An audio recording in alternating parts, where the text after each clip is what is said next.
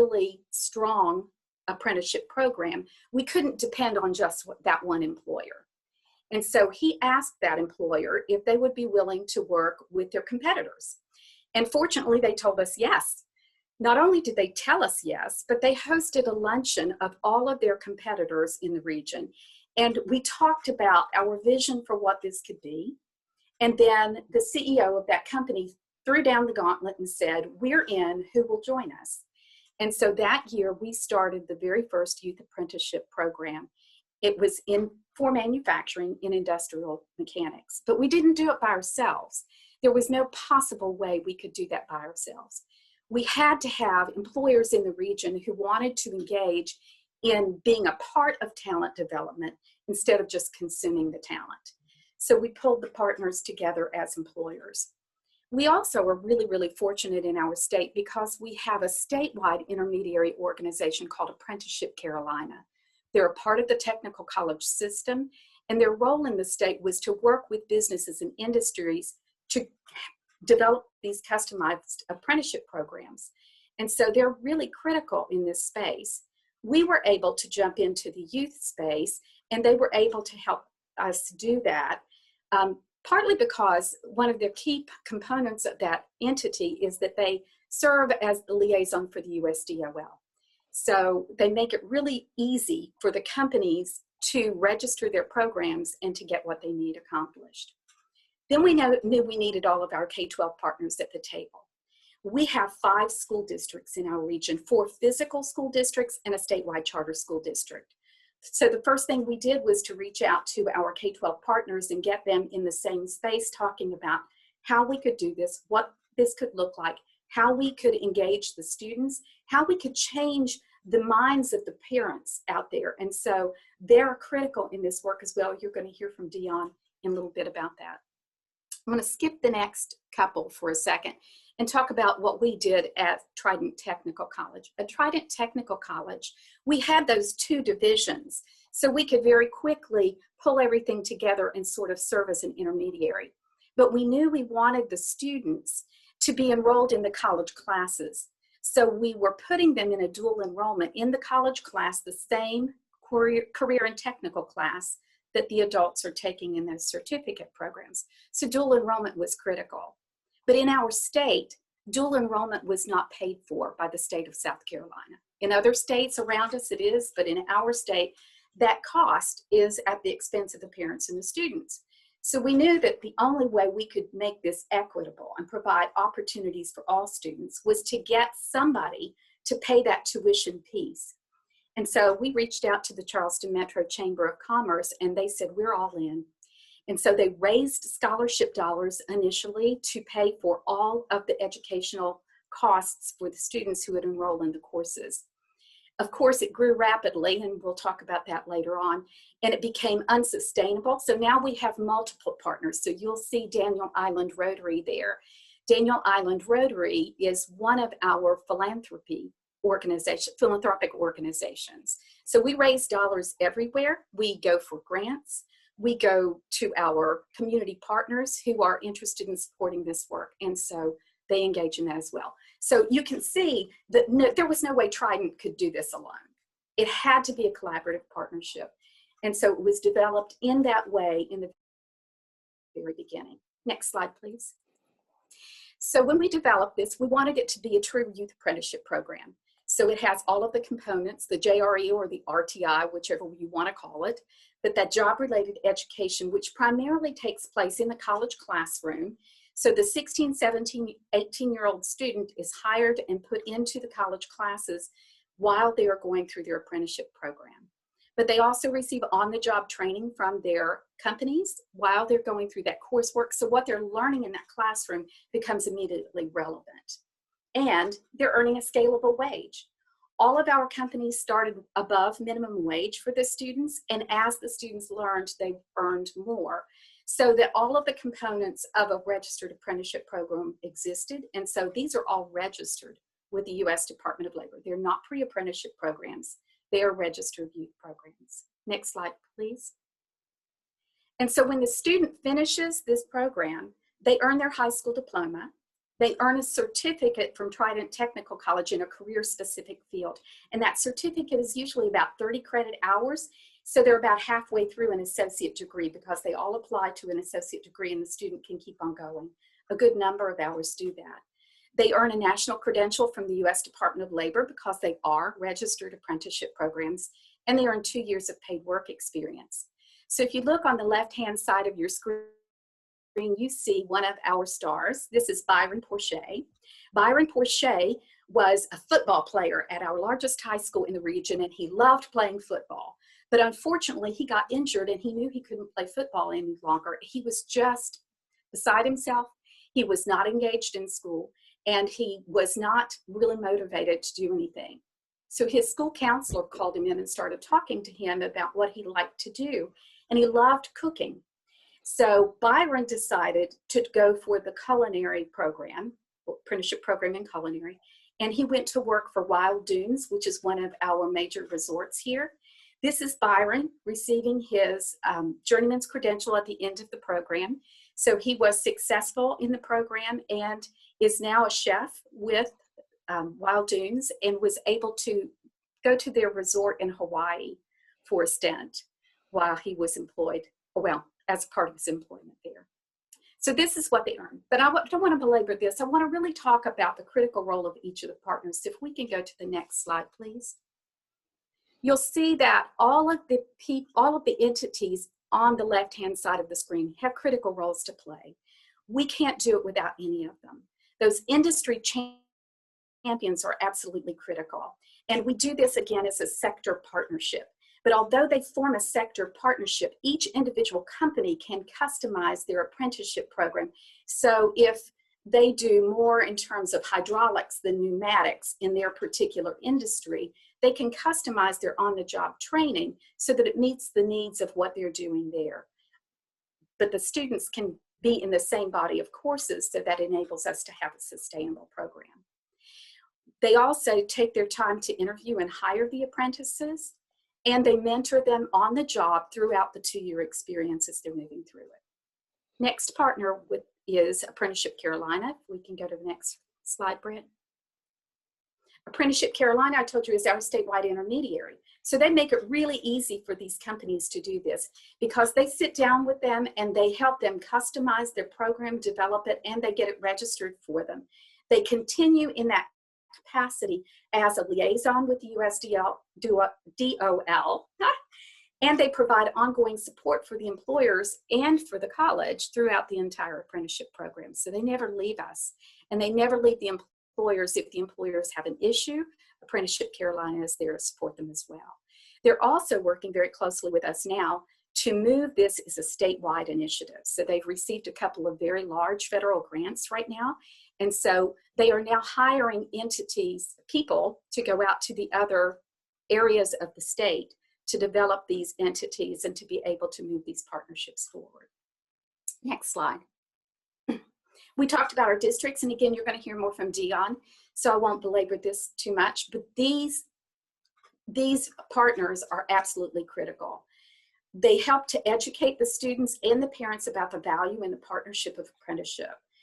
When we started this out, we had an information session that first year for parents and students, and we had maybe 30 or 40 people show up. We are now doing them on a Saturday morning because we will get over 1,000 people at that event. And that's because the K-12 system is so engaged in talking about and marketing and really developing strong connection with the parents and the students who now see the value of apprenticeship as a viable option for moving on.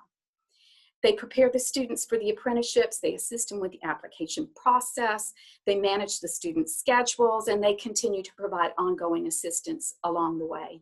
So if we find that we're having a problem with the student in a class, or the employer says that they're having an issue with the student while they're on the job, we immediately triangulate around them. We call up our K-12 partners, and the school counselor is pulling them in. Everybody is working to ensure that that student is successful in that environment. And that's a really critical role for us to play. And then next slide, please. Again, we can't do this without our chamber partner. They are critical in this space. initially funding it all by themselves.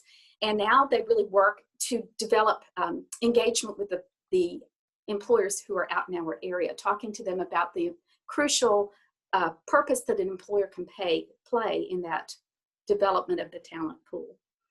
They also work with our K-12 partners to develop strong career academies, and we're trying to align those career academies with the apprenticeship program so the student can start in welding classes at the high school that have been aligned with the college curriculum, rather than stepping into the college class, and they may be able to take their first couple of classes in welding in the career and technical curriculum at the high school while they're in the apprenticeship program, and then continue on at the college to earn that certificate program.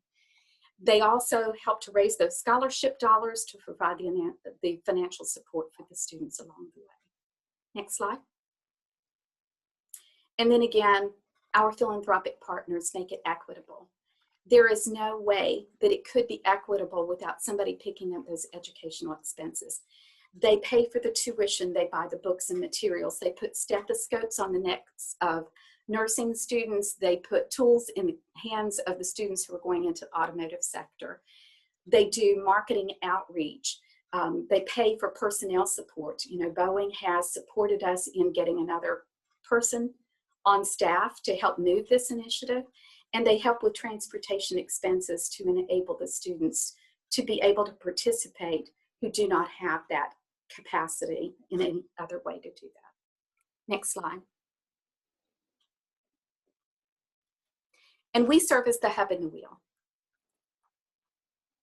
which is a really critical piece. I'm not going to tell you that it's not. Not only do we provide that job-related educational piece, but we serve as the local intermediary to keep this going. And that's a critical role. Now, the intermediary doesn't have to be a college. In our case, it is, because we have the structures in place to make it happen very quickly and very simply. But it could be a K-12 school district. It could be a nonprofit organization. It could be a chamber of commerce. Anyone in your region can serve that capacity. In our instance, we have the two divisions to make it simple. So let's tell you a little bit about what we do in that role. Next slide, please. We serve as the liaison. We support all the local stakeholders. So if they call us up and tell us they're having an issue or a problem, we're the central hub that they would call, and we try to help them resolve that. They ensure funding. We ensure funding and the financial management. So we're out raising the dollars. We are looking for the grants. We are raising out, reaching out to philanthropic organizations, trying to raise those funds to support the program as we move through it. We collect and we share the relevant data for the program improvement. So we're in the process of doing that right now. Apprenticeship Carolina also helps us in that space. They are helping us to really collect the data that is employer facing so that we get those USDOL data points and can provide those back to the organization. And so we pull all these folks together. We've actually even created a council from all the partners who are going to be helping to guide and lead this work. We've not convened lately because we've been in the midst of COVID, but we're ready to do that again. And so they'll be looking at all of that data to say, where are we missing the mark? And how can we resolve any issues that we have so that we can move this forward in a much more productive way? Next slide, please. So I told you we had two divisions. And so the two divisions serve two different purposes. The division of apprenticeship is employer facing. They provide direct support for all of the local employers. They have 5 individuals who are dedicated to that employer engagement space. So they recruit and they educate the employers. They assist them in developing their training plans. They help them develop their program standards and their competencies in conjunction with Apprenticeship Carolina. They assist them with that registration process, pulling in Apprenticeship Carolina to make that happen with the DOL. They serve to convene all of the industry stakeholders whenever necessary for whatever reason. Recently, we had a convening of all of the healthcare partners because we needed to resolve some issues in terms of the hiring processes. And so they convened to them all in one space to make that happen. They manage the relationships between the employer and the college. So an employer doesn't have to go to a divisional dean to get the educational components they need developed. They will tell our consultants what they need from the apprenticeship division, and our apprenticeship division takes care of all those internal relationships for them. They assist with the application process and the interview process. For example, this year when COVID hit, we had a real issue because the healthcare industry was so head down. The hospitals were so busy with the role that they play in terms of healthcare within our region that there was no way they could engage in a hiring process for new apprentices. It just wasn't possible. So this division, along with the next division I'm going to tell you about, partnered together, reached out to the industries, found out what kinds of questions they would like asked, and they filmed virtual interviews of every single applicant and sent those to the hospitals. So all of our CNA to pre-nursing apprentices were hired from a virtual interview process that was conducted by this entity. The reason that was critical was because there was a problem, right? And somebody had to resolve that. And so the intermediary serves as sort of the hub to figure out what those problems are and figure out how they can be resolved. They provide ongoing assistance for the employer throughout the life of the apprenticeship, and they collect any OJT data in conjunction with Apprenticeship Carolina so that we can look at that for continuous improvement. One of the things they've done lately is to have an app developed that will allow the student to track their on-the-job training experience. It's geofenced so that they can go out to their job site, and it tells us when they got there and it tells us when they leave. So we can tell you how many hours they spent at that particular employee site on the job. It's wonderful. It does a number of other things as well. But this division can't do it alone. They depend on the next division. Next slide, Brent. And that division is the Division of School and Community Initiatives. And School and Community Initiatives serves the purpose of being K-12 facing. They work with all of the public schools, private schools, homeschool associations, the apprentices individually, their families. There are 5 people dedicated to this work in this space as well. And so they serve a very similar role as the Division of Apprenticeship, but they do it with our K-12 partners. So they educate the K-12 partners and the administrators, educators, counselors. They host counselor workshops every year. They tell them what is coming, what's available, what companies are going to be hiring. If new programs are developed, this particular entity reaches out to all of those K-12 partners so they know what's going on. Assists in the developing the educational alignment. We got a grant when I was talking about welding earlier. We realized that we don't want the student to have to leave high school to come to us if there's a strong CTE program at the school. So we got a grant to sit the partners down together, and welding was the example I was using earlier. We looked at the welding curriculum at the high school. We looked at the welding curriculum at the college. We actually paid the K-12 folks in the welding curriculum, the welding teachers out there, to work during the summer to add competencies into what they were teaching so that their course mirrored ours. So the student can take the first course there completely free of charge in that K-12 experience and then come to us with credit already earned in the certificate program. So they work with that K-12 alignment piece. They help to market the program to the community stakeholders. We stand on every stage you can stand on. We go to sororities, we stand in churches, we stand at schools for senior nights. Wherever somebody invites us to come and talk, we're out there talking about the program and moving it forward.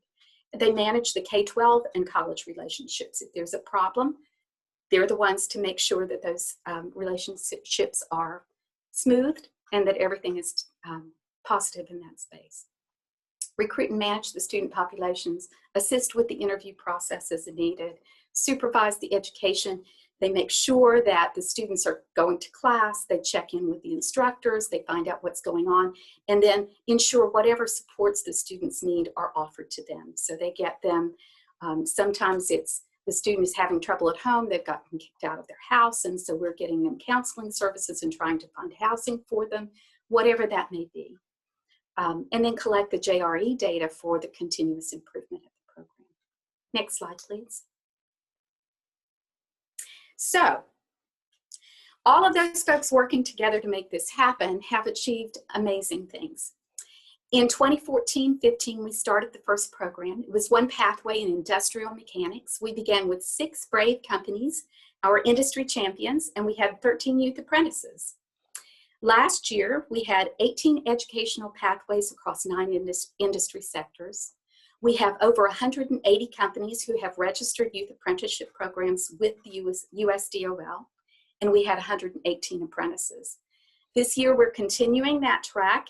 In the midst of COVID, you'll note that we've dropped down a little bit. We only have 106 apprentices this year, but we're really excited that we got 48 hired this year, which we thought was going to be likely impossible, but it wasn't. The young man you see on your right is Marquel Rolack Smalls. I hope that you had an opportunity to look at the video links that Brent set out, because you will hear Marquel's story. Marquel was from a rural school district, single parent household. His mother was the administrative assistant at the high school. He wanted to go to Clemson University and initially enroll in mechanical engineering, but he knew 2 things were going to be a problem for him. First, they couldn't pay for it. They knew that they could not afford the tuition. Second, he knew he would struggle to get the SAT scores that would make him viable for that first cut at Clemson. So he did machining with Venture Air Bearings, and he's a rock star now. If you haven't seen it, look at the video. He is finishing his senior year right now at Clemson University, has switched to industrial mechanics, and he is just going to light up the world. He's amazing. Next slide, please. So here are the industry sectors we serve. I'll just let you look at those, and while you're looking at those, I'll take you around the edge. All of these are our apprentices. Let me tell you their stories. Up in the left-hand corner, you see Dakota Duncan. Dion can tell you a little bit about Dakota Duncan, because Dakota Duncan was a Berkeley High School student who was hired by Berkeley County School District. They realized they needed HVAC technicians, and so they hired him and trained him in HVAC. To my knowledge, he is still with Berkeley County School District as their HVAC employee. He's a rock star. Below Dakota, you see Jessica Garcia. Jessica Garcia is with slightly north of Broad, or Snob, one of our high-end restaurants in the area. She is a rock star too. She will tell you that her school counselor changed her life because her school counselor asked her what she loved to do, not what she planned to do. And she now has a career path. She's continued to get her associate degree with us and is still working at Snob. Below her, you see Tycelia Young. Tycelia Young was a young lady who wanted to go into engineering, and she took a job with VTL Precision in industrial mechanics. She became their SolidWorks expert, and she's now at Clemson University studying. The interesting thing about Tycelia was, based on her apprenticeship, she was able to raise $57,000 in scholarships to go off to Clemson University. And she will tell you that her parents still carry student loan debt, and she has none. Next to her, you see Antonio Mojica. Antonio Mojica went into automotive with Rick Hendrick Toyota. He was such a rock star with Rick Hendrick that they sent him to a specialized training program, and he is now working for them full time. They love him. He is hoping to become a supervisor soon. So that's Antonio Mojica. Beside Antonio, you see the 3 young people in the middle. I want to tell you an interesting story about these 3. These 3 all were in our first CNA to pre-nursing program. The 2 young men on each side of the beautiful young lady in the middle are from the academic magnet high school, which was U.S. News and World Report says it's one of the top 10 schools in the nation. They were in the same classes as the young lady in the center, who is from Burke High School, which is one of our lowest performing inner city schools. All 3 of them were in the same classes, working for the same employers, and all 3 of them finished the CNA to pre-nursing program. The young man on the left is Kevin Boyd. Kevin Boyd is now at Duke University studying neuroscience. The young man on the right is Jason Lipton. Jason is now at USC, University of South Carolina, that is, And he is studying public health and global studies. And the young lady in the center is finishing her RN degree, her BSN, at University of South Carolina as well. So where else could they all have studied together in the same place and had the same kind of experience together than in this environment? It was excellent for them. The young man next to them is Charles Grease. Charles Grease was hired by the North Charleston Fire Department. He is as an EMT. He is now finishing his paramedic degree with us. The young man on the right is Nicholas Brennan. Nicholas Brennan was hired by Trident Technical College because we decided if we were going to ask employers to do this, we needed to employ students as well, and we're better in the IT world. So he came to us as a networking student, and the interesting thing about Nicholas is he's now a full-time employee at the college. He is finishing his associate degree, and Nick is autistic. He came to us through Voc Rehab. So Nicholas Brennan, he's a rock star too.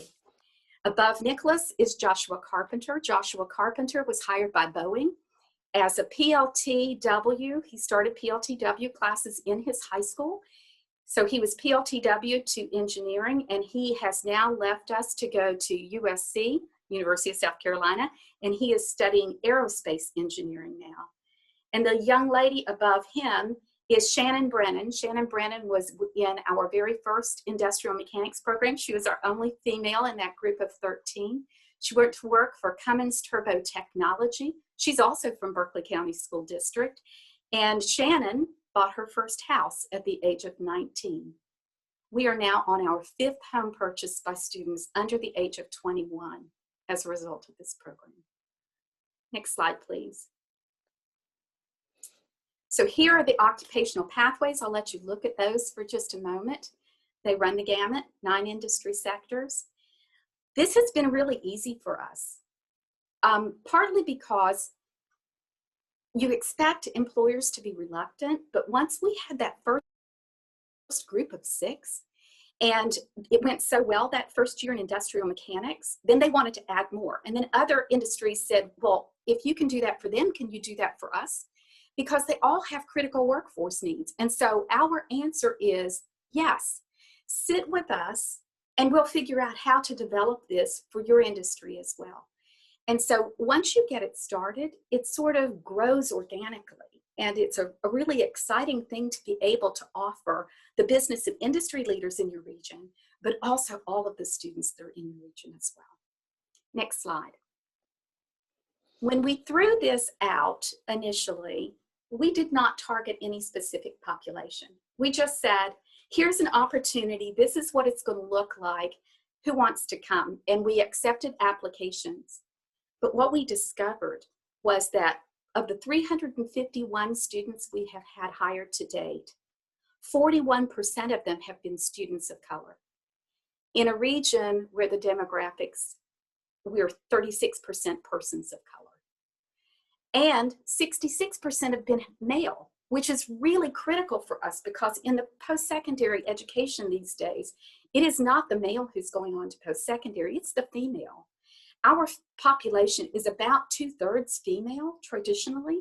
So this was attracting the males to post-secondary and specifically males who were students of color, which is a very particular group we want to target.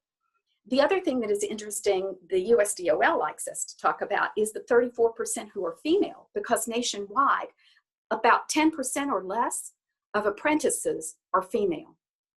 So regardless of how you look at this, it is attracting a population. They're finding an educational path that makes sense for them. And we are serving a community that we feel is most in need. So that's my overview of the Charleston Regional Youth Apprenticeship Program. I know you're going to have lots of questions, and I can't wait for you to hear from Tina and Dion. Brent, I'll give it back to you. Great. I'm going to put us on Brady Bunch here for this part. Thank you for that overview, Melissa. A lot of information very quickly. I have a couple quick questions I want to target to both Tina and Dion to get us started. But all of you, I see a few questions have come in. We've made note of that. I might call on a few of you to ask them, but please be thinking about other questions that you might have for the partners here from Charleston today. But Tina, I want to go to you first. So you're with the Metro Chamber of Commerce. Melissa touched on, I think, some of the important components of this, but Charleston as a region has really kind of transformed itself from an economic development standpoint over the recent decades. A major base closure in the area years ago really threatened a lot of the regional economy, and Charleston has sought to transition. Could you just say a few words about how you see the youth apprenticeship program fitting into kind of the broader economic development narrative that the chamber has been really trying to advance from a talent perspective in the region for a long time? Absolutely. Yeah, Brent, I'd be happy to. Thank you for having me here. Never let a good crisis go to waste is a great saying, and that certainly applies to this time as much as anything. But when we suffered that base closure, it forced us as a region to get creative about how we were going to revive diversity in our economy. So that impetus and that need has long fueled some of our activities that we engage in. And one of those activities predates 2014, and that was a chamber visit that we took to San Antonio, where Melissa and some of her peers looked at what was happening with an apprenticeship program there and said, I think we can do this better back in Charleston. And, the important role to play here, and Melissa already touched on this a little bit, is even with unemployment being different than it was 8 months ago, employers can't just be consumers of the workforce anymore. There has to be a participatory element, and the reality is the competition for talent begins early, and we have to take a look at those programs and activities that work in producing the workforce we need. And there is no better example of that in our market than the Youth Apprenticeship Program. The outcomes for the students and for the employers are statistically verified, are playing out in the marketplace. Sometimes with new programs, it takes a little while, right? Because you sort of have like there's something new here. But what the college has put together is established and effective, and employers are starting to see the return on their investment for investing the time up front. So at time, solid leadership and a demonstratable product make this program very easy to sell, even in these times. Thank you for that, Tina. I want to ask a follow-up question to you, but also, I guess, and Melissa as well, because it's kind of come up here.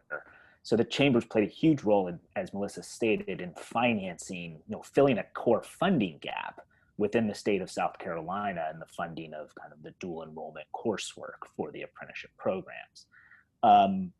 I think what I've heard Melissa share a lot over time is part of the vision for Scale is to find more sustainable ways to fill that gap.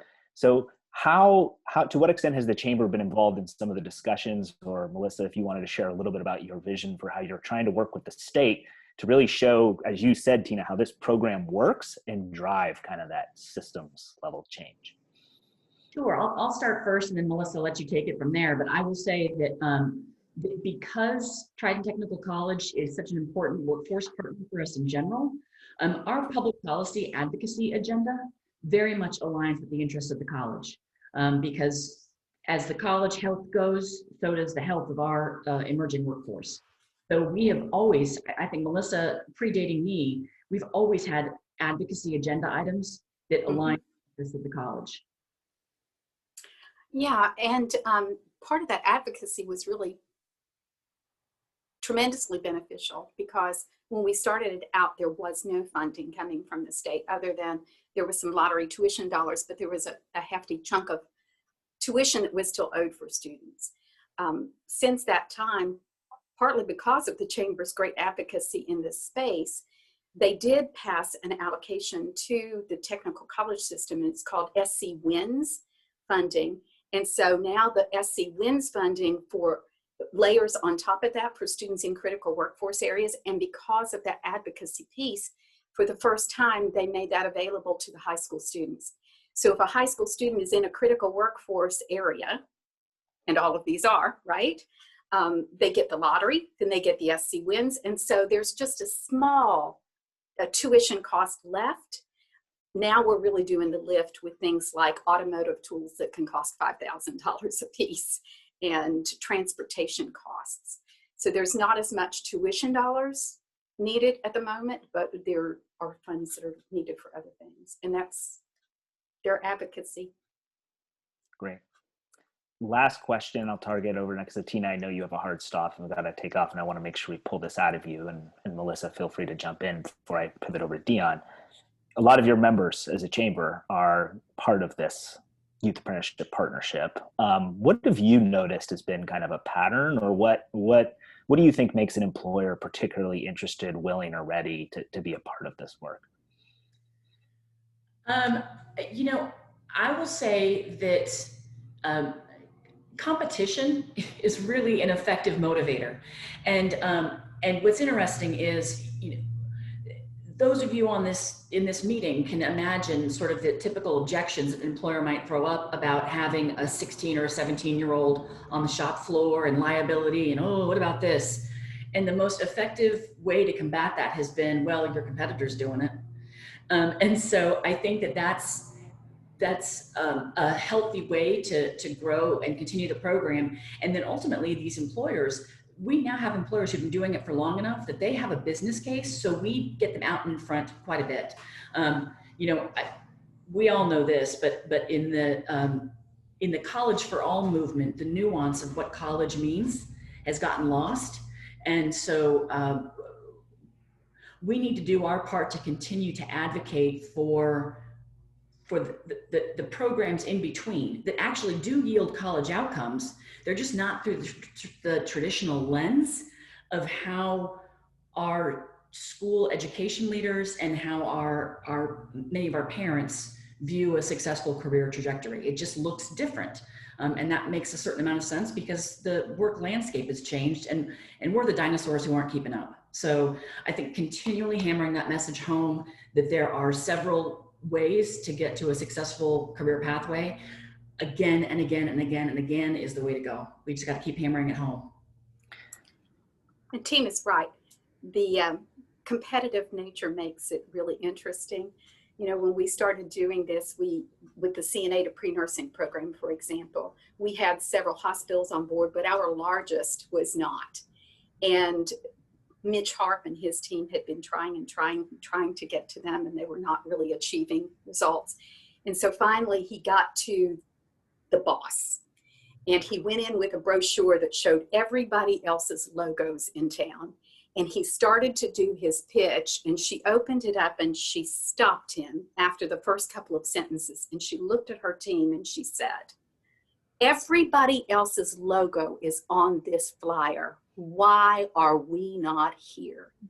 And now they have apprenticeship programs, not just in healthcare, but they also put in an apprenticeship program in HVAC and an apprenticeship program in IT because the hospital system needs a wide variety. So the competitive piece is really critical. And Melissa, I want to jump in on that really quick too, to say that lovingly, I have a group of HR leaders that I convene on a regular basis, but human resources oftentimes is where innovation goes to die. And so the reality is because by their very nature, they're liability focused. I'm not knocking on anybody. It's just the function of the job. So you really have to find an inspirational leader who can kind of block and tackle and bring it through a different direction than the human resources department.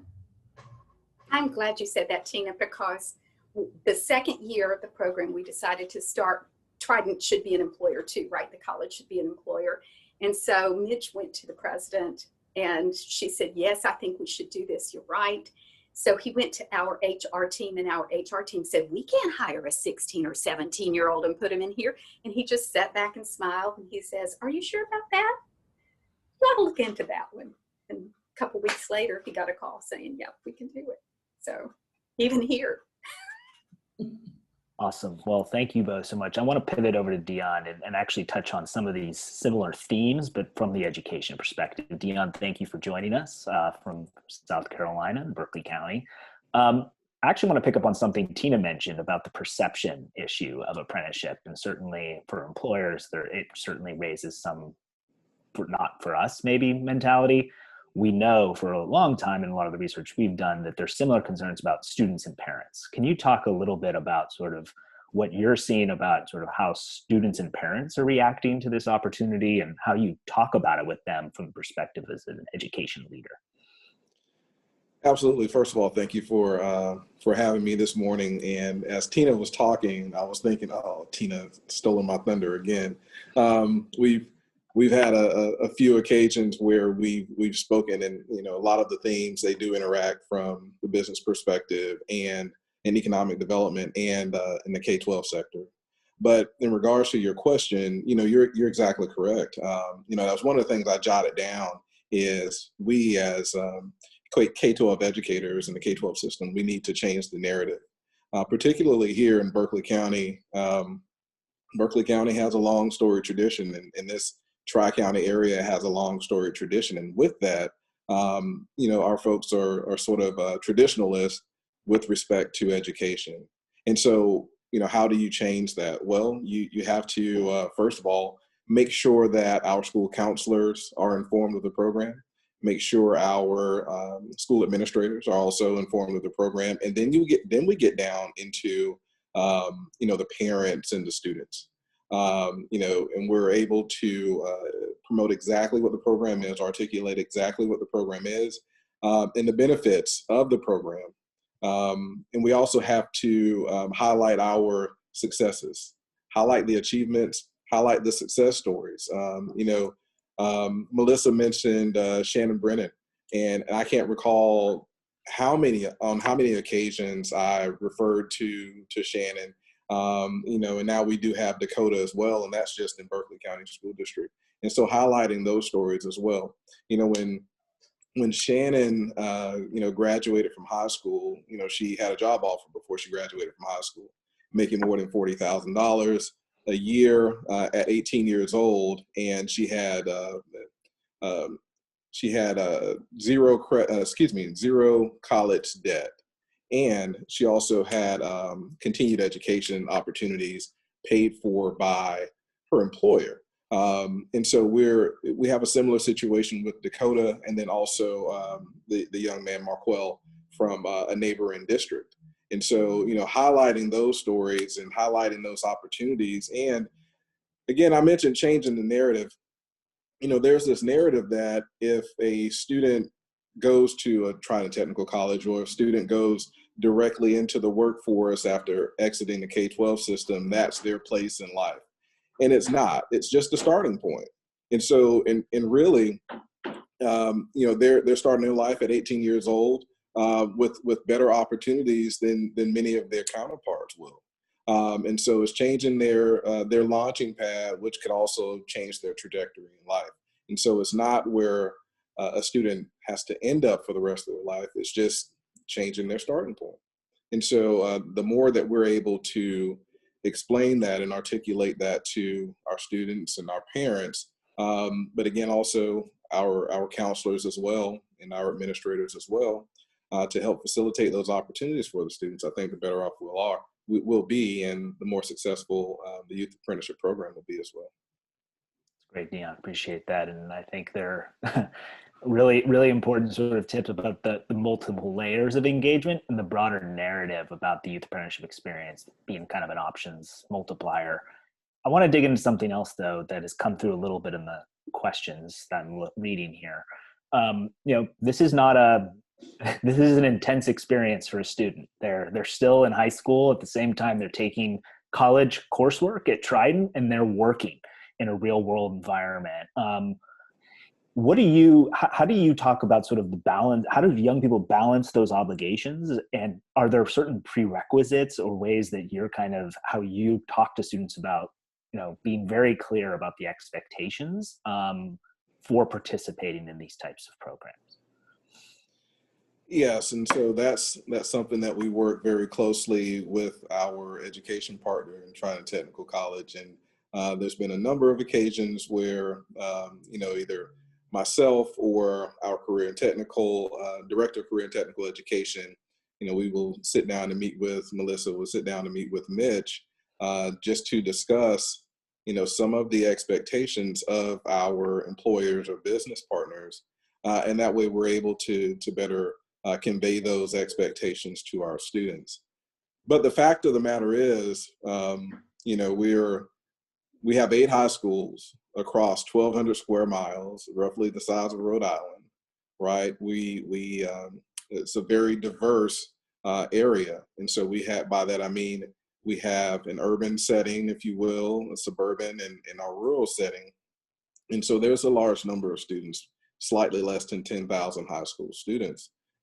And so the fact of the matter is, all of our students aren't prepared to embark upon this journey of the youth apprenticeship. It does require some self-sacrifice. You know, some portions of what you would think of the typical high school life, you know, they may have to forego some of the extracurricular activities. There have been occasions to where, you know, the schools, and with some assistance from us at Central Services, are able to adjust a schedule so that the student may have you know, the experience of the typical high school experience, as well as the youth apprenticeship experience. But the fact of the matter is, this is a tough decision that they ultimately have to make at the tender age of 16 or 17 years old. But that's just the truth of the matter. But that has to be explained up front.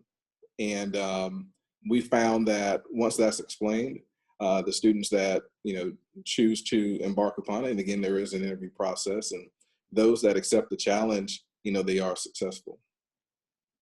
Awesome. Well, No, it is a huge commitment, but I also would encourage you, as you design it, to design it with some flexibility in mind, because this is designed as a 2-year program.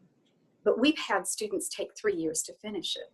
You know, they've gotten into situations where the course load with us is too much, and so we stretch it out a little longer.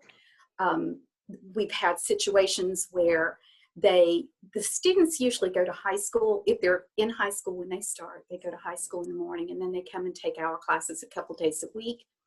And then they work part-time during the school year and full-time in the summer. But they're registered as competency-based apprenticeships.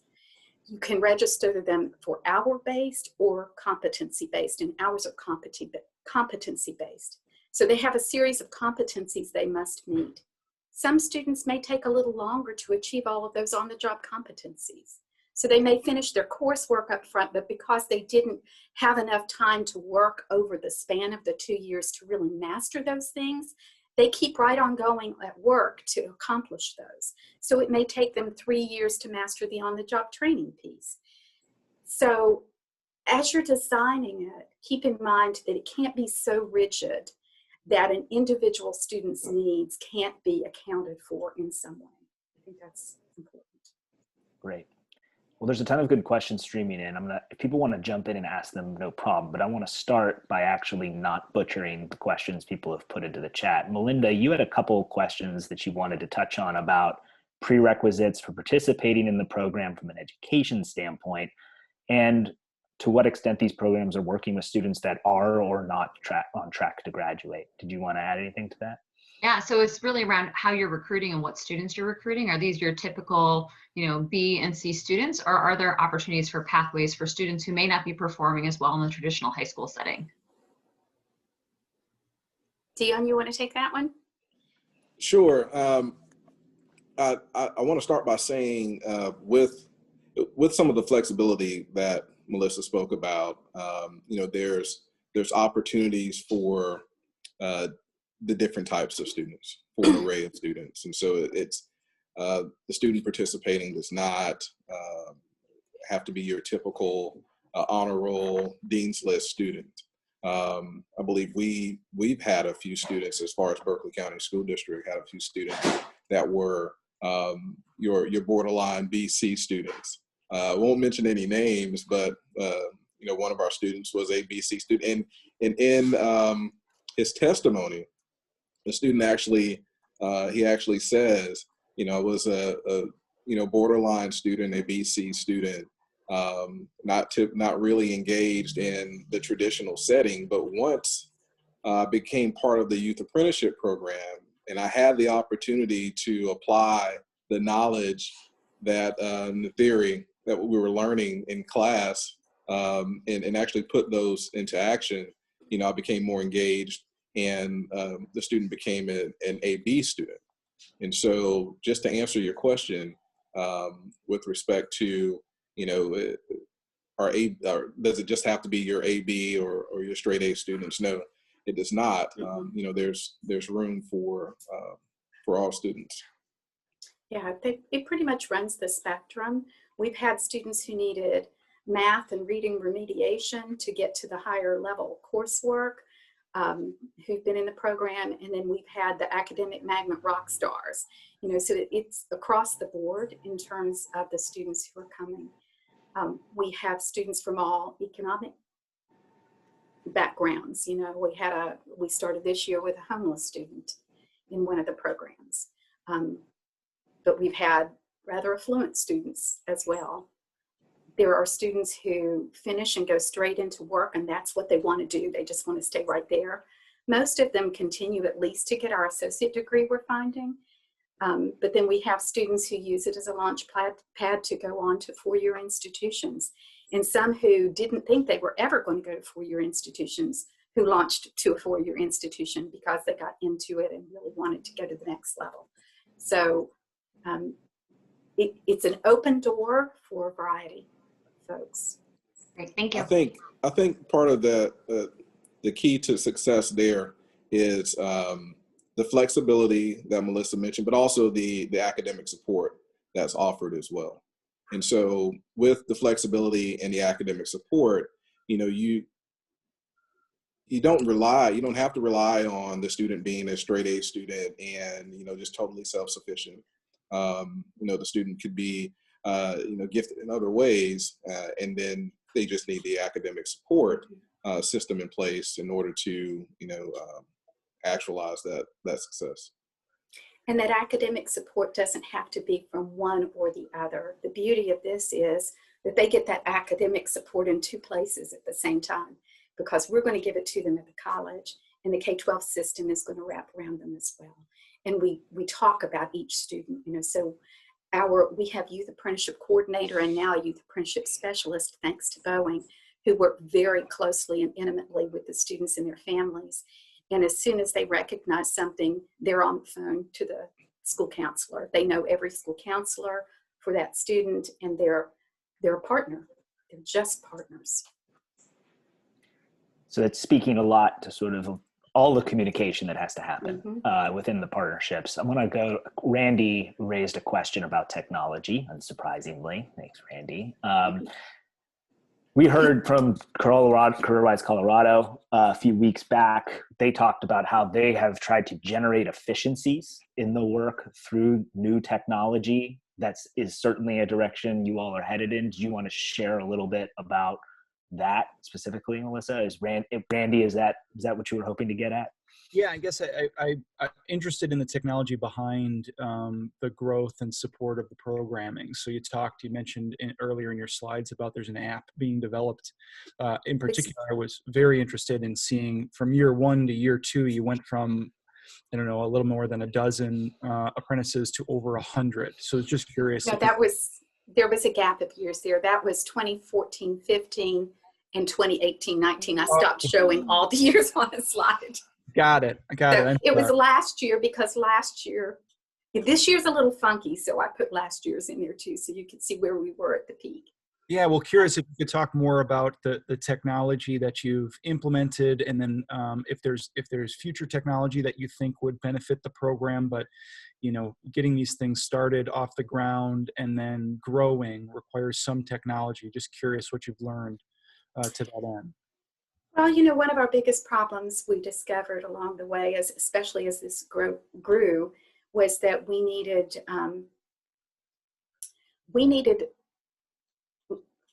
better ways to really track what they were doing on the job. Because at the college, we can track their educational data all day long. I can tell you their success rates in every class they've got. I can compare that to everybody else, but I couldn't get that OJT piece. And you can't depend on those HR directors or those mentors necessarily to be in contact with you for every student. They have jobs to do. And this is a part of the service they're doing for the student and for their company, but it's only one part of that. So that's why the on-the-job training app was developed. And the on-the-job training app really allows you to put in all of the competencies a student needs to complete in that job. And then the student can put in information to track what they've done. They can tell you what day they worked on a particular skill set. And then that information goes to the supervisor. So the supervisor now has a list of all of the body of work of what that student's been doing so that they can really do better evaluation of what that student is mastering on the job.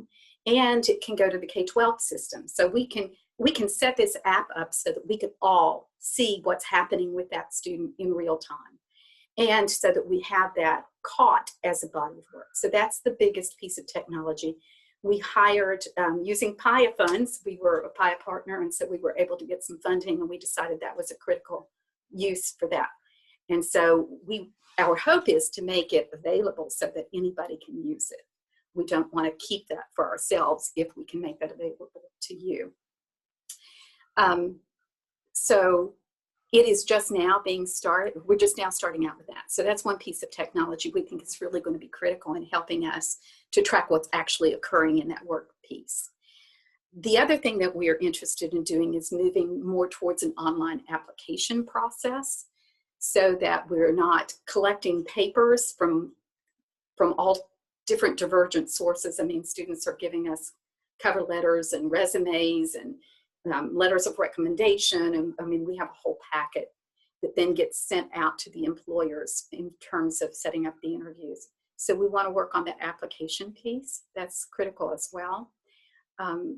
Statewide, Apprenticeship Carolina is working on some apps and some mentor development training through virtual technology, which we think is really going to be helpful as well.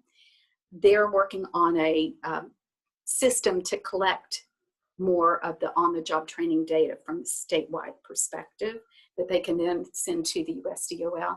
So Apprenticeship Carolina's partners working on some of that. And then again, we resorted to technology to do interviews for students this year for CNA to pre-nursing, and it was so successful that we plan to do that moving forward for as many of our industry sectors as are interested.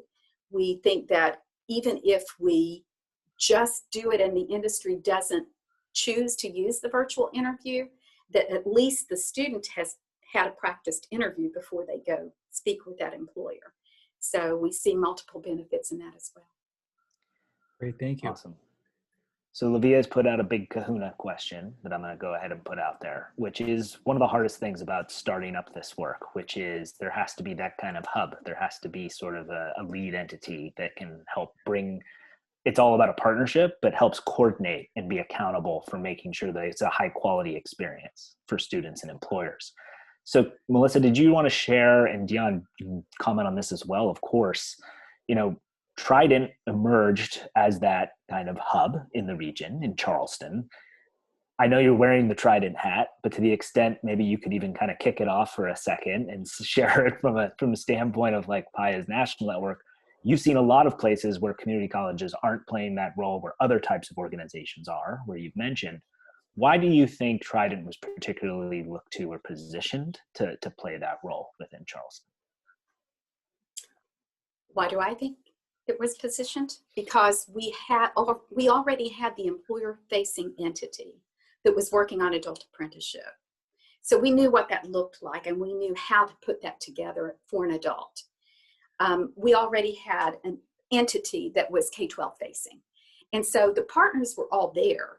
We just needed to pull the partners together. And because we had those two different directions simultaneously facing in two different directions, it made sense for us to do it. Had we not had those critical components, it might have been the chamber who did it, or a nonprofit organization who decided that they wanted to be about that work. We also serve, like I said, 5 school districts, 4 physical school districts. And, you know, Dion's been talking about Berkeley County, but we have Dorchester County and Charleston County. And Dorchester has 2 separate districts. And then, of course, we've got this statewide charter school district with a few charter schools as well. So landing it in a particular district didn't necessarily make sense because we were serving multiple districts within the metro region. Aiken Technical College, which is one of our sister schools, is in an area where their service region has 1 major school district. So it's their school district who it's looking to serve as the hub for that particular one. In some places, it might be a sector organization. You know, California, they have a great one they're doing in early childhood. And so it's the early childhood entity that's really moving that forward. It's not the college and it's not the K-12. They're pulling college and K-12 partners in. So it solely depends on what your region looks like and where that strength could lie, who can serve that role. And it doesn't have to be it's a lot of work. The way we've put it together is that we manage a lot of that work and we staff the capacity to manage a lot of that work. But there are other ways of doing that. You can have a central hub that sort of convenes and keeps the conversations going, but a very specific MOU with each of your partners saying, this is what you're going to do, this is what you're going to do.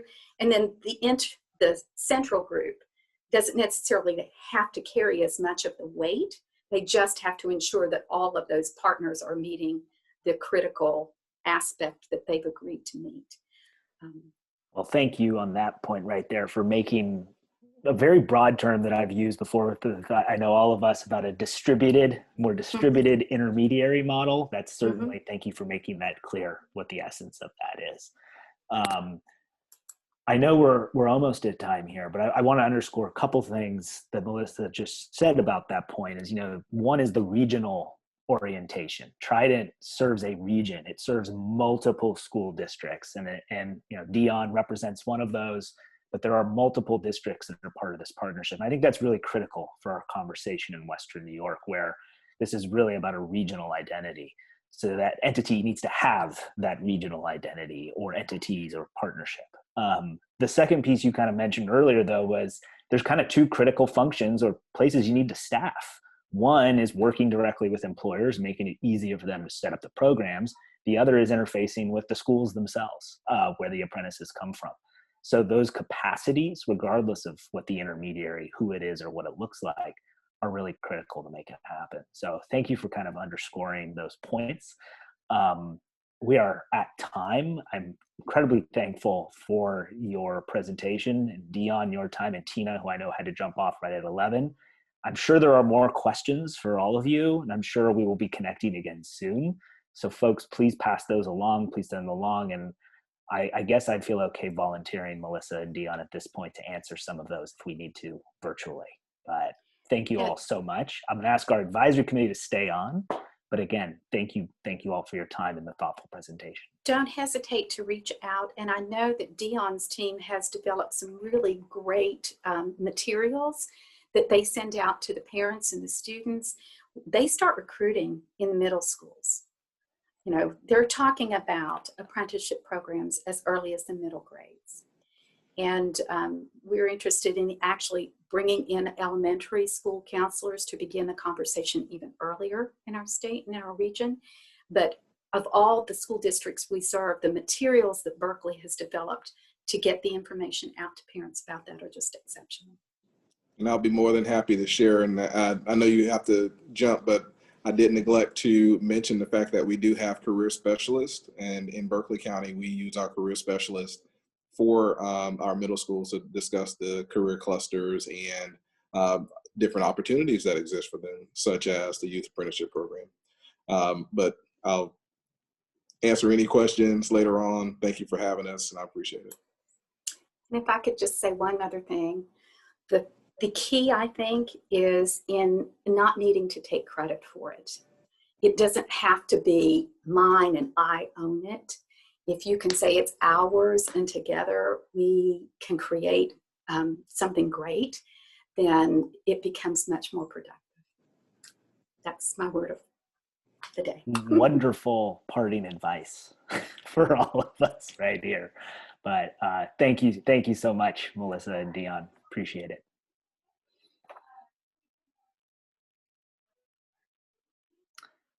Okay. All right, folks. So thanks for sticking around. I want to spend, we don't have to take us. It's always my obligation to try to see where we can make the best use of your time. So going all the way to noon is not necessarily the ambition here, but there are certainly a few things I want to cover with folks real quick to help debrief what we've heard today, but also in relation to what we heard from the Denver and Colorado Regional Partnership, specifically to inform where we are headed next as a group. Go to my screen one more time here. So a couple quick words just to recap the highlights, the key points.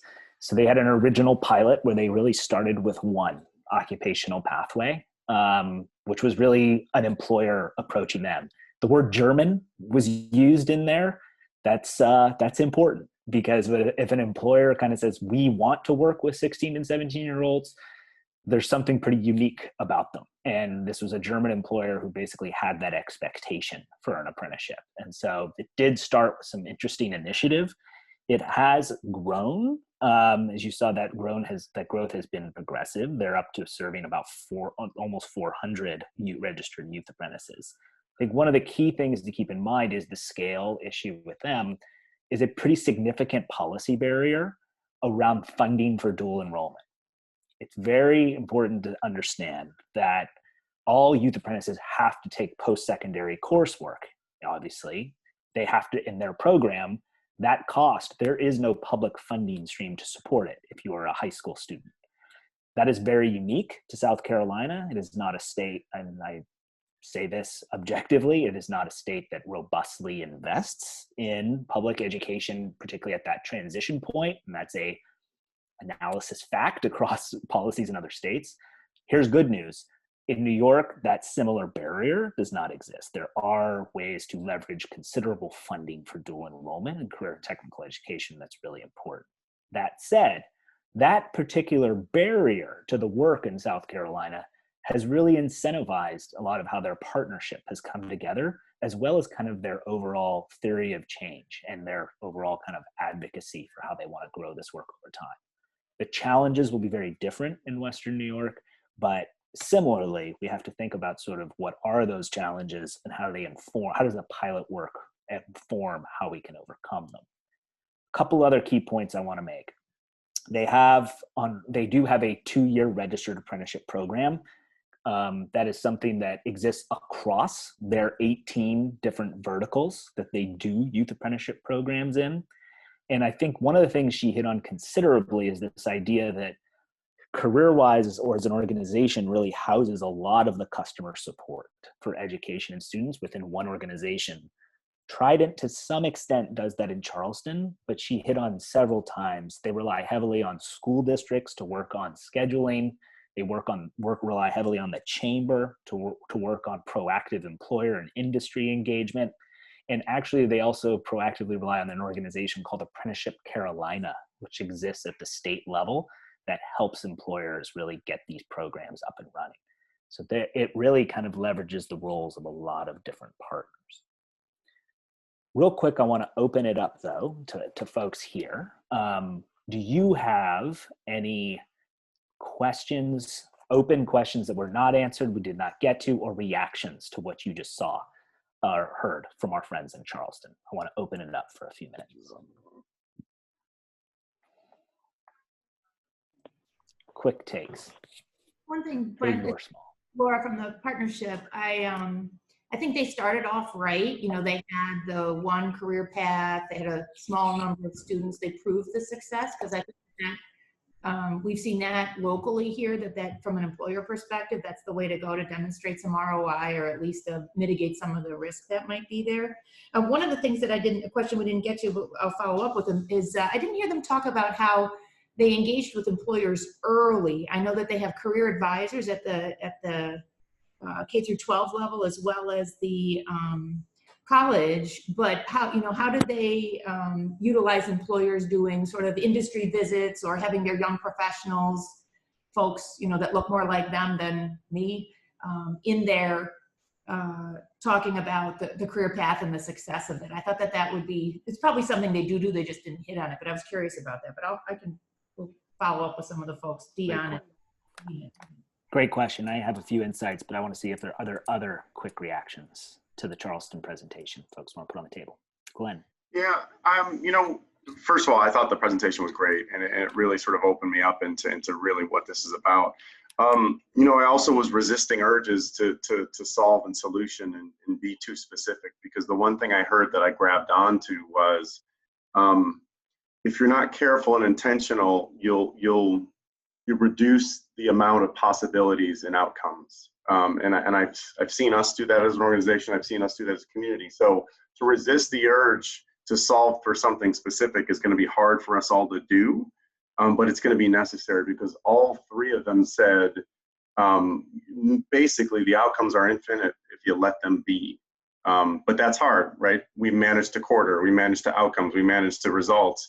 But some of this is building the bridge as we walk it. So I had that reflection, that self-reflection and introspection there. And I just, let's hold ourselves into that space, because if we're talking about innovation, we've got to keep marching in that way and not restrict with the need to always provide a specific outcome. I hope that makes sense. It was just a thing I came up upon. If I could have written the script for sort of where we're headed next as a group in a very iterative design and learning phase, that tees it up incredibly well. Thanks, Glenn. Other quick reactions, thoughts, Bassam. Brent, and everyone, I thought one of the things that really resonated is the fact that they leveraged existing resources in the community and kind of built on the connections, and I think that can be quite useful, particularly in a place like Buffalo and the region, the Western New York region, since we're probably a little smaller in capacity from a financial and human resource standpoint. So that leveraging partnerships is probably very critical. I'm glad you picked up on that. It's one of the key things I'll bring up in a second as we look at Colorado, how they started versus South Carolina. It was Charleston, it was very much leveraged. And that's a big part of your question, Livia, from my observation, is they didn't have major capital seed startup funding from philanthropy or otherwise. So the college had existing capacity that could be leveraged. I think there's some stark differences, don't get me wrong, between Charleston and the Western New York region in terms of they were not what I would call a kind of program-rich community where they have a lot of different things going. There are a lot of things already ran through Trident, but they certainly, as part of their story, with very minimal upfront startup, were able to leverage what did exist. And that has pros and cons, but it really at the same time underscored the idea of it being a community partnership. Other quick reactions, thoughts? Hi, this is Will Carestis with the Buffalo Schools. Can you hear me? We can hear you, Will. Go ahead. Great. Yeah, I want to echo some of the comments just made. I thought the presentation was excellent, and the lesson that I took away from it, I could sense that the individuals making the presentation had a lot of experience with troubleshooting around unique issues to their situation. And what was kind of inspiring was you could just tell that they had this experience, not only in troubleshooting, but then overcoming whatever the challenges were. So I kind of take that as a signal for us that, how we go forward, there will be challenges we'll need to overcome, but none of them are insurmountable. So I just felt that, resonating in how they were talking about the steps that they were taking and how they responded to various challenges and how they made things work. That's really what you need to bring, to an endeavor like this. So I thought it was very valuable to have this presentation today. Thank you, Will. Other quick reactions or open questions still? Yeah, Brent. Randy and then Kristen. I really appreciated their steps to develop an app from a technology standpoint, but the underlying root as to why that they were doing that really seemed to be that they grasped the concept of the the easier or more simple you can make it for the employers to be able to manage the apprenticeship, the more employers you'll get signed up and on board.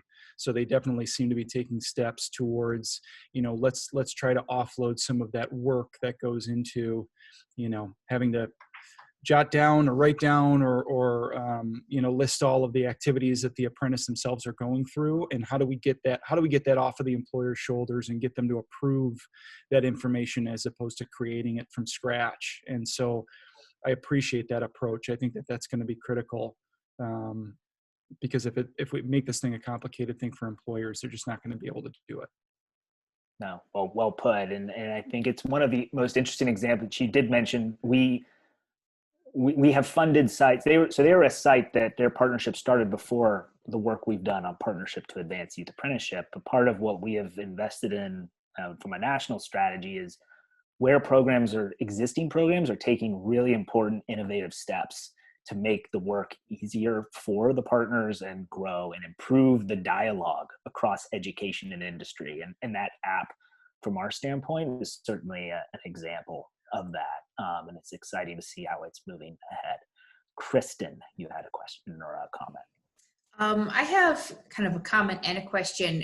In comparing what we heard from Colorado last time in this group, like the Colorado group, like they had like a capital C champion, like they had a guy like who could whisk you overseas to see what they're doing and bring you back. And afterwards,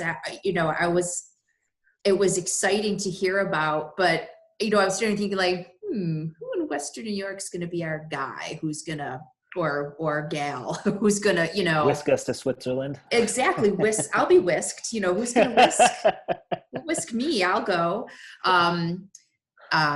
So I think listening to the folks in Charleston, it was much more relatable. I think they're more lowercase c champion.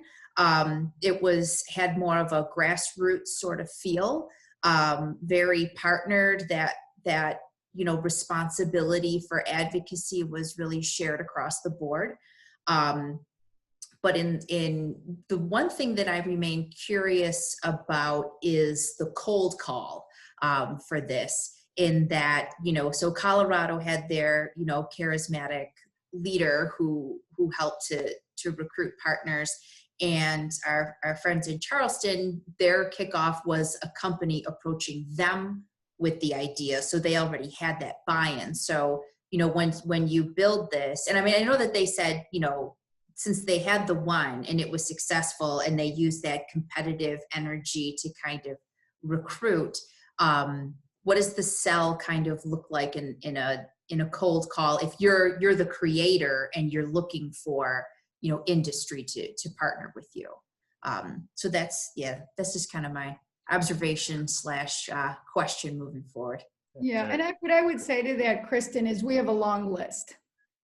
So I'm not worried about that of credible messengers who already are leaders around workforce strategies. So I think that we'll be able to deliver.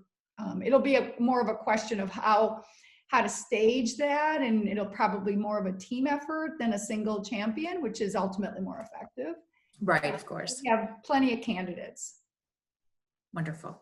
Thank you. I'm glad this point was raised. So on one hand, I'm sure you probably came into this and like, why is this crazy guy showing us stuff from like Denver and Charleston? We're Western New York. What do we have in common with these places? And it's important to understand the context, specific pieces of why things happen in certain communities, because it varies from place to place.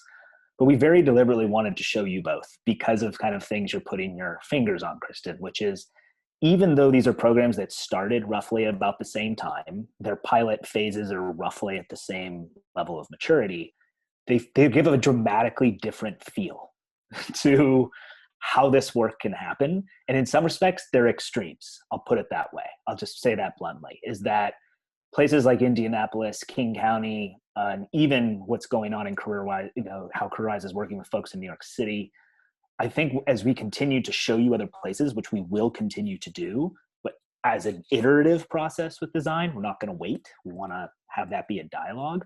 I think you'll see that there's some place in the middle between needing the whisker to Switzerland and, frankly, the German employer, that this is in their DNA, that comes and demands.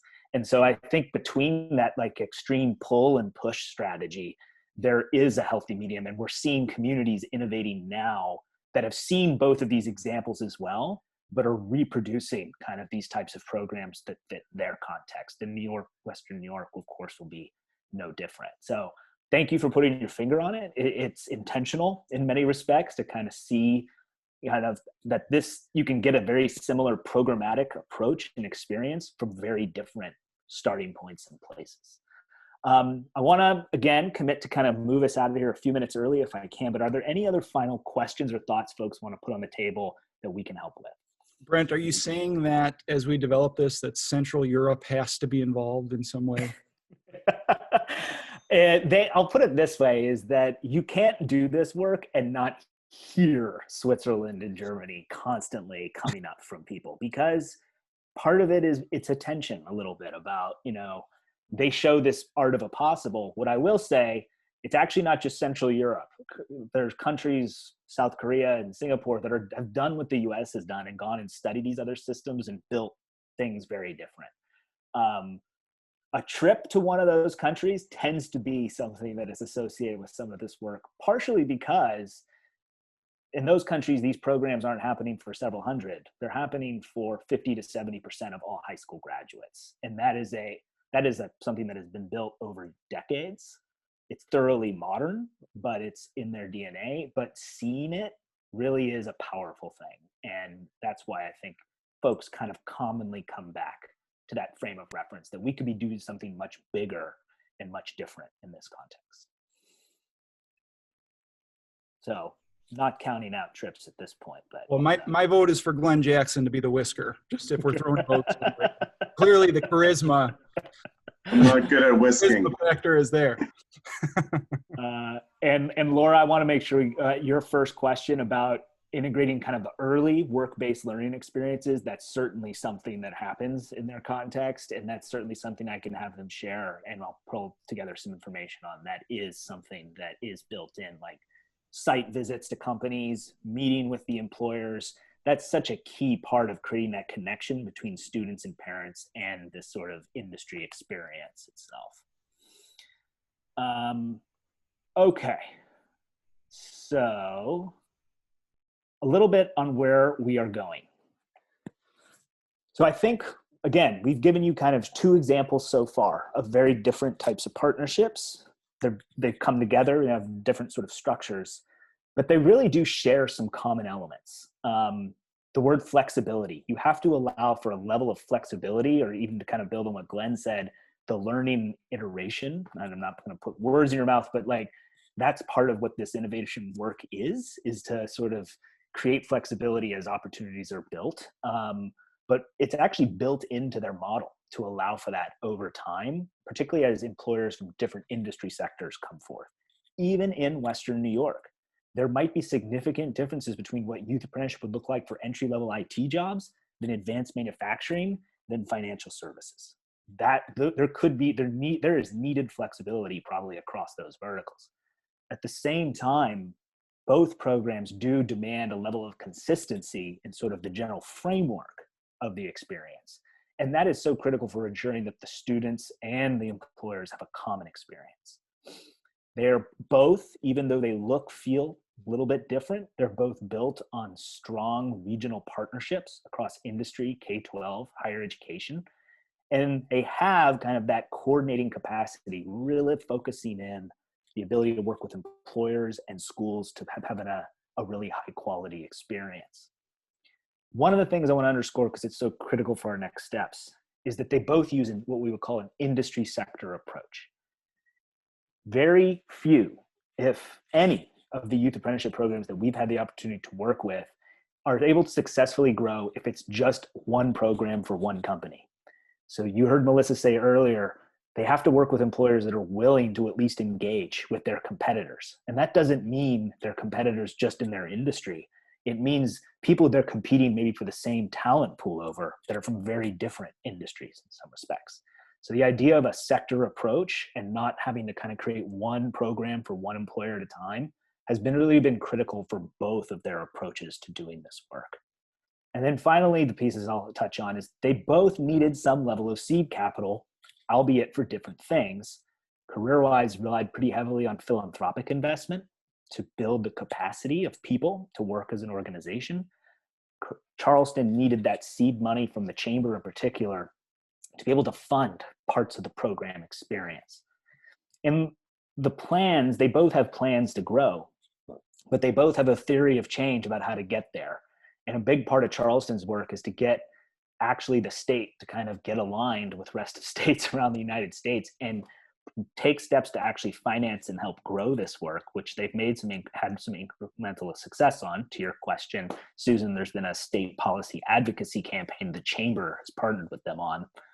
In Colorado, however, they charge fees to their employers. They really see the employers putting resources into the program as really core to their scale and sustainability. Very different theories, very different gaps they're trying to fill, but again, context specific. The thing I want to underscore is that this isn't the last time we're not going to wrestle with all of these points. Really, these key questions are basic design parameters for what building a regional youth apprenticeship partnership looks like. These are questions that this group, this advisory committee, as part of kind of building out a regional action plan, will have to wrestle with. How do you balance flexibility and consistency? What's the nature of sort of the regional partnership across players? How can we make sure there's a sector approach? And we'll have to be able to resource some of the startup. The question is, going back to what Bassam put on the table, there are resources we can pull upon in this community already. Where are the gaps? How do we focus on the gaps in the near term to get over the starting line? Any questions about these before I kind of dig into the next steps? Do these sound about right? I can use a very elegant voting method that Molly and Mike have seen me do a lot. If these feel generally right, you can give me kind of a thumbs up. If you want more information, a sideways, and if you go down, it's because you feel like one of these you're not really there yet on. So let's do a flash vote. I mean, do generally these ideas sound right? Do you have additions that you want to put out there? Go ahead and use your thumbs. Got one. We're using the thumbs up emoticon here. Okay. Fortunately, I can't see all of you at once as I'm presenting. Does anybody have any specific questions they want to put on the table about these? Go ahead, Randy. No, I didn't have any questions. Okay, your box lit up. That's as good as I can go. Brent, I guess I have one question. It's Livia, and maybe you're about to talk about this. Having talked about these design parameters, which definitely all seem very critical to me and pretty consistent as between the two presentations we've seen. And you just referenced something about what are the gaps to get over at the starting point. And I know in your readiness analysis, you identified some, and I don't know if it's at some point important to refresh our memory so that as we're starting to even, conceptualize this based on the design parameters, what are those sort of gaps we need to compensate for or, at least incorporate into our thinking? Yes. The shorter answer is yes. In fact, so what I'll be putting on the table in just a moment here is that this advisory committee is going to help support us into a kind of a key transition where we're in this discovery phase and we've been hearing about other sites. We want to initiate answering some of these design questions. And so that is going to require us as a group, maybe spending even less time in future meetings just hearing from other groups, but focusing in on some of these specific design questions, for example, around where are the gaps, and absolutely bringing in our findings from our assessment as a starting point. Let me emphasize starting point. A big part of what we'll need from you as a regional advisory committee is to help us think through, is that enough? Or now that you've learned more, what else do we need to be thinking about? That's a long-winded yes. More soon. Great, thanks. Yep. In fact, one of the things I wanted to use is to go back to the readiness assessment itself, which is our view from that assessment. This is a finding you all have seen, was that there is capacity, there are resources, and there are people in this region with know-how to build high quality youth apprenticeship programs. That is something we clearly found across the board. There's expertise in this community, there's programs to build off of, there are resources to be leveraged. The reason we have come together, however, as a regional advisory group, is to say that if we really want to build something that is transformative and that can kind of take the work and the engagement of students and employers to a new level, we want to do it in a way that there's a clear regional strategy. So that appreciates that youth apprenticeship is something that could exist across multiple industry sectors and verticals, but instead of all going our own way, let's really be thoughtful about what's a clear strategy that sets us up for both the kind of scale and impact over time we want to see. The good news is the Partnership to Advance Youth Apprenticeship has an actual strategic pilot plan template that we have used with all of our 9 grantees across the country, as well as other sites. That really will walk through piece by piece. I'm not going to spend all the time today because we're going to spend a lot of time going through these. But for regions that we have both funded or provided technical assistance to, there are key things that need to be addressed. That includes kind of upfront issues around what's the case for doing this work and what's our vision and goal. We've talked about a pilot for fall 21, but we want to embed that into a why. That's not just so we can sit around and wordsmith things. It's because we have to be able to speak very clearly to employer and education partners to sign up for this work about what it's about. So I know sometimes those things can come off as touchy-feely. We get that a lot. But if we're not clear on the case for the work, and then this committee is going to be critical to helping us shape that, we won't be able to effectively communicate to the stakeholders we need to be a part of implementing it. And so that's something we will spend some time with. But the key part that we need to be able to talk about is keeping focused on the why of what exactly we're doing. So those on the left column, you see 2 bullets down there, the bottom 2, both pilot pathway priorities and parameters. That's a lot of P's, but also the roles and responsibilities. These are where the kind of key decision questions that are going to come up about building an action plan that we as an advisory committee, we need your voices, we need you to weigh in on, and both on, that's where the gaps between what we have today and what we would need to build to make this work happen. So there is a template. We're going to use the template to guide our process, but it is something that is going to touch on what we have found and what we have helped with communities across the country really build out an action plan along the lines of. And that is the goal for really us going forward as part of this process. That template, you can double click on any one of these items, for example, on program design, and there are really specific action steps that we can use to inform our conversations and will. I don't want to overwhelm you right now by kind of talking through what these will look like, but I want to underscore that before you're building a youth apprenticeship pathway and prioritizing where we're going to be able to pilot it, it's really this top area around identifying pathways that is where the work has to start. With CareerWise, they had a big C champion that said, I'm for business, I'm going to bring along some people, we're going to make this happen, but we're going to focus on these paths for this reason. In Charleston, they had an employer that initiated that by saying, I have a talent need, help me out here. This is where this middling comes in. Both of those regions, just regardless of where they started, have refined their process by which you decide, where can I start a youth apprenticeship program in my community? They use data and they use stakeholder engagement to really say, where is there a regional demand for entry-level jobs that could be a great opportunity for our young people? Where is there enough alignment across employers within a sector that they're willing to say, we both kind of have this shared talent need across multiple employers? So again, that sector approach. And most critically, where are there the employers who are ready to hire and mentor? It's a big ask for those first early adopter employers. But as we've talked about as well, these are the people that are going to become somewhere between the giant C and little C champions, because they're the ones that step into it first. So really the first piece of work in the design phase is focusing in on these questions. And the good news is, from our readiness assessment, we have a lot of data, we have a lot of engagement that we've had with many industry leaders to date. We want to start drilling down and really determining and quite frankly, managing expectations about what a right-sized pilot could look like within the community.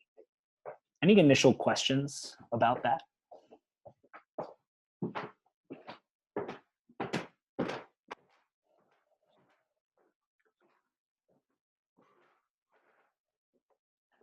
I think you're all just excited and thrilled for the work to come, right?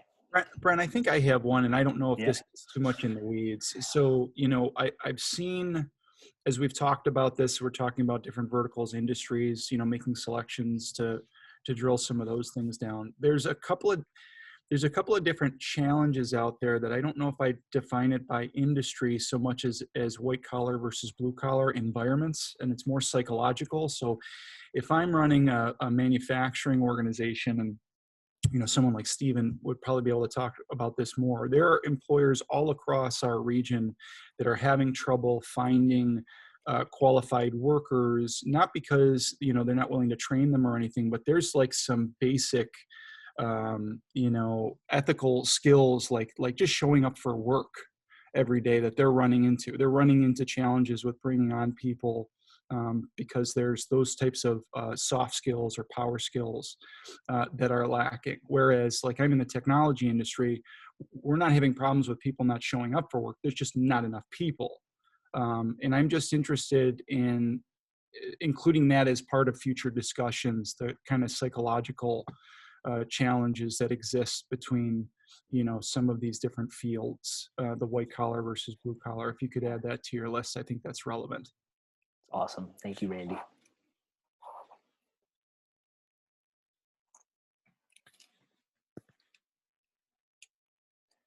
Many of you have shared data that you've pulled together as well, both at the kind of regional level or for the industry sector, that can be used to inform this process. So it's certainly, I just want to underscore, there's data-driven elements to this. On the other hand, it's got to be retail as well. We have to engage directly with some kind of potential employer champions to validate and talk about these issues, particularly because of the issue that Randy just mentioned. There are things behind the data and behind the macro picture that are really going to inform where there's the opportunity to drive forward quickly. Brent, this is Livia. I just wanted to kind of zero in a little bit on the sector alignment and the shared priorities across employers. And I guess I want to, put in the parking lot, but for discussion later about, are we actually talking about employers in the same sector or even across sectors? And I'm sure it's a little bit of both, but, and, technology is an arena where, we're seeing a lot of cross-sector training that's possible. And, we already have Tech Buffalo starting to ramp up. So I just think that's a really fertile area for more discussion. And I agree, and I couldn't be more thankful to have Laura from the partnership as part of that conversation. That is quite fluent on sort of how sector approaches have played out in the region. What I will say is, you can certainly look at sector, I think to underscore that, Olivia, is that you can certainly look at sector as kind of a vertical into itself. The other opportunity is to be thinking about it, of course, from kind of the occupational lens. Like, is there a shared talent pain point across multiple industry sectors? In that sense, sector alignment means it can be alignment across multiple sectors around one sort of pain point, occupational need that could drive program prioritization. Sounds confusing, maybe a little bit technical, but what I'm getting at is you can use either one for an entry point. I think too, Brent, I had a comment similarly on that same line, that I would hope we're talking about priority occupations that have employers with demonstrated career paths with upward mobility, that it's not an apprenticeship for a program that the job is the job no matter how many years you're in there, and that we need to be, I think, intentional in that the conversations when employers are being convened and sat down that we're talking about that's what we're looking for here. Spot on. In fact, that first bullet looks vague maybe, but that idea that you need to square where there's actual jobs and potential within the economy. But the second part of that first bullet around opportunity for youth is, what are those parameters? What are those guarantees that we're saying about what these pathways offer? And I think, Laura, what you've just shared is spot on, that these are jobs with a trajectory to them. Other regions have set sort of starting wage ranges and requirements around sort of salary levels that they want to be in line with. There's a lot of different ways to cut that. But it needs to be a meeting of where are their actual jobs growing for the future of our region and our economy, and what can these pathways be for young people over time. Because an apprenticeship is an entry-level job, but you're absolutely right, Laura, you don't want that entry-level job to be a kind of barrier or stop out for career progression. And within that, Brent, are there parameters around how many of those? I'm sure everybody could come up with an excuse to add an industry or a vertical. So are using those other programs as a model, are there some 3 to 5? I don't know. What is the number that is a good place to start when you're piloting a program? Yeah, and that is one of the key issues that this committee, I think, needs to wrestle with. What I will say is that there are practical barriers to how much you can do in the first pilot year. And so I think part of a regional strategy is absolutely thinking about all the possibilities, but also a strategy is about stating priorities, and it's about what's the starting point to get the flywheel turning. So I think that is one of the critical pieces for, it's not just all the possible places we can start, it's where we need to start first within the realm of possibilities. I'll just amplify that, Brent. I think you watched what happened in South Carolina and it exploded, right? Not as much as we thought when we thought it was going from year to year, but you saw the pathways went from 1 to 18. The first one is the most important one, and I think it echoes a few of the comments made about the intentionality around that first one and commonality to it, to make sure that across sector, across organizations, we have a common need and demand for it. I think is really important. So how we co-create that first pathway is gonna spark the rest. I don't know what the number is, or even if there is a number of pathways, but that first one, and the intention behind it has to be the goal. Precisely. Yeah. No. Thank you for adding that, and that itself is why we bring a group like this together, because it needs to be a group that can kind of reflect on, and it's up to us to put good options in front of you, and that's what we'll commit to doing in the design phase. But having this group weigh in on that and what is right sized is certainly a dialogue. And Brent, I know in the framework for quality apprenticeships produced by PIA often mentions equity, diversity, and inclusion. But on this particular slide, I think we also need to discuss creating pathways and working with employers that's also going to prioritize equity, diversity, and inclusion as well. Because it's one thing to recruit and attract a diverse workforce. It's another thing to retain them and have them advance within those companies. So having some focus on equity, I think we need to build that into the program design as well. Thank you for putting that out there, Stephen. Yeah, Brent, I don't know to the degree, Brent, that Laura's on this call. So literally contemporaneously with this meeting, we're in the process of launching the first DEI assessment in the history of the region. So there's a big effort, to Steve's point, that focuses on building inclusive workplaces, because it doesn't work without it. And this is at a regional level. Laura, I don't know if you want to add, but I think at a minimum, Laura, it would be important to share the report with everybody on this advisory council. Yeah, absolutely. I'll send a copy of the report to everyone. And I think that the high points of the report, that of the respondents to the assessment, 72% of the employers are already on their way, as they define it, to diversity, equity, inclusion in their workplaces. However, only 5% of those are actually achieving their goals. So lots of opportunity in there for us to work with those employers that are already on the path and thinking of this, to get them to higher levels of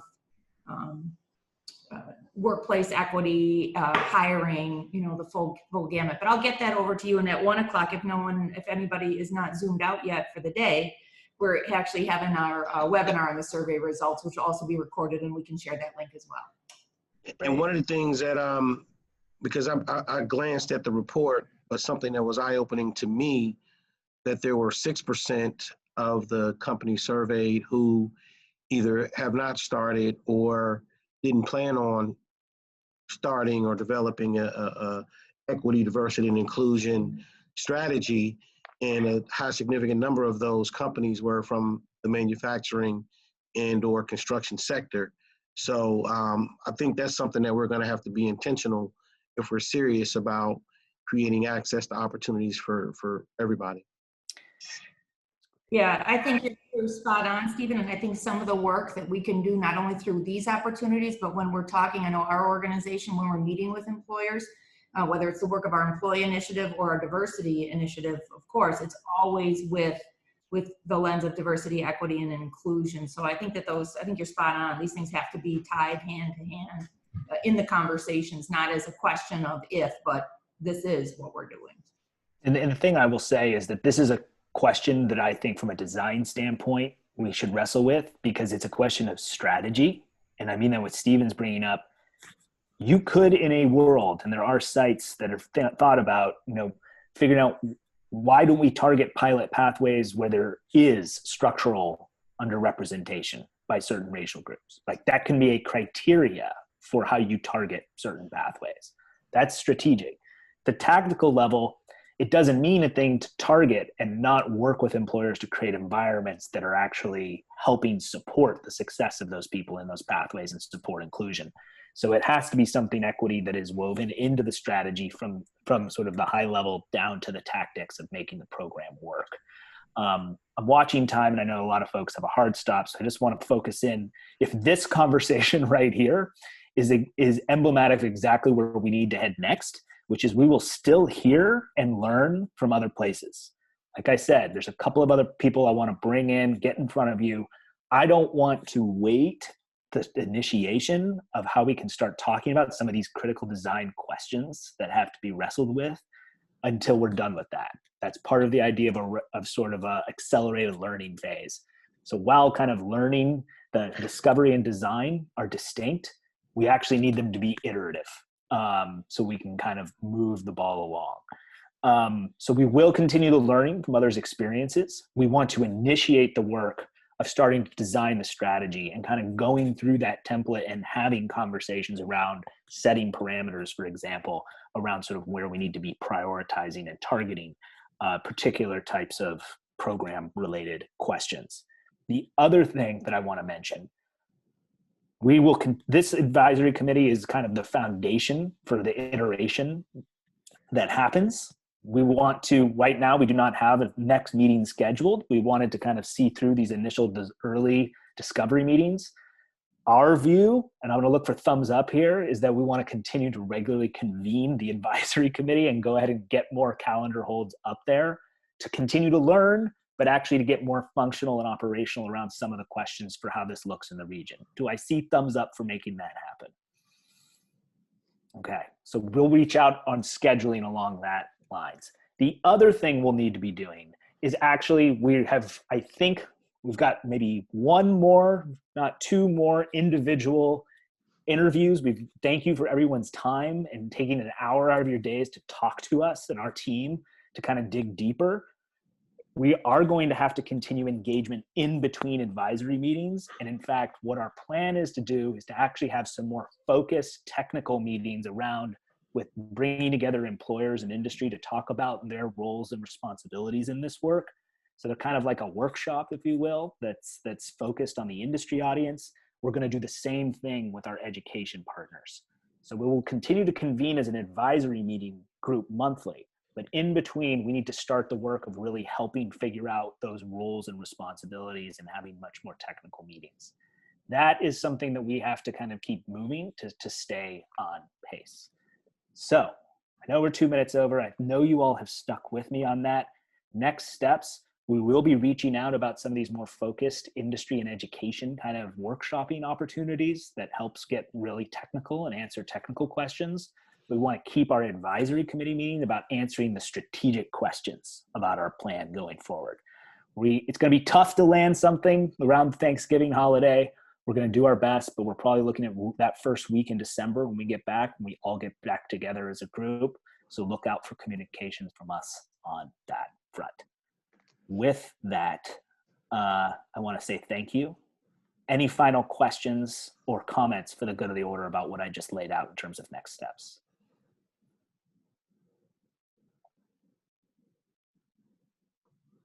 All right. I don't get to see you all again. It's going to be a fun November. Hopefully we'll get to see many of you there during it. If not, we'll see you on the other side. And again, thank you all so much for being attentive, thoughtful, and for the partnership. We're excited to support you and make this happen. So thanks again, everyone. Have a great afternoon. Thank you.